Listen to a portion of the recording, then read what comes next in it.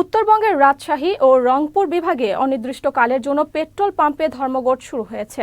সড়ক ও জনপথ বিভাগ বিনা নোটিশে বিভিন্ন পেট্রোল পাম্প উচ্ছেদ অভিযানের প্রতিবাদে এই ধর্মঘট ডেকেছে Bangladesh petrol pump owners association.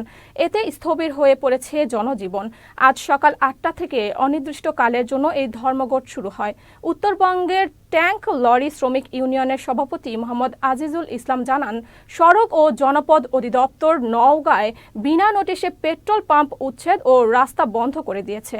এর প্রতিবাদে রাজশাহী ও রংপুর বিভাগে পেট্রোল পাম্প মালিক সমিতি অনির্দিষ্টকালের জন্য জ্বালানি তেল উত্তোলন ও বিপণন না করার সিদ্ধান্ত গ্রহণ করেছে।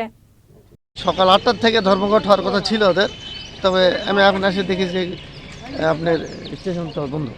এরকম যদি একটা সমস্যার ভিতরে ফেলে আমাদেরকে, আমরাও তো একটা কাজের মধ্যে থাকি, সবসময় মোটরসাইকেল নিয়ে চলতে হয় নিজের তাগিদে।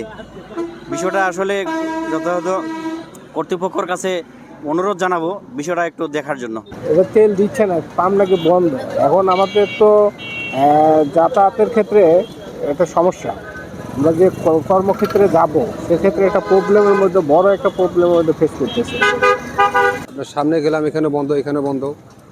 এখন তেল তো পাইতে হবে, এখন চলতে তো হবে। এটা তো একটা জনগণের ভোগান্তি। এখানে এসে শুনলাম যে স্ট্রাইক করেছে, এই প্রথম। নাহলে তো আমরা আগে নিতাম তেল।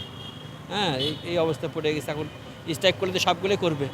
আগে তো জানি না আমি, জানার পরে যে তেল দিতে আসছে, পাম্প বন্ধ, চলবো কি করে ভাই বলেন, আর চালাবো কি করে? রানিং পেট্রোল পাম্প ভাঙচুর করাইলো এবং সামনের রাস্তা খনন করে দিছে যে গাড়ি যাতে ঢুকতে না পারে। এই গাড়ি তো বাংলাদেশ সরকারের বিআরটিএকে ভ্যাট, ট্যাক্স, রোড পারমিট সমস্ত ফি দিয়ে চলে। আর গাড়ি চলতে গেলে জ্বালানির প্রয়োজন আছে।